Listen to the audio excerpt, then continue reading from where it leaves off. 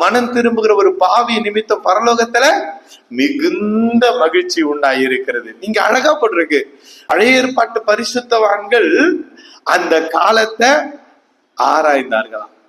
அந்த காலத்தை புதிய ஏற்பாட்டு பரிசுத்தவான்கள் அந்த ஆவியானவரை கொண்டு அதை நமக்கு சுவிசேஷமாய் அறிவித்து பிரசங்கித்து வருகிறார்கள்.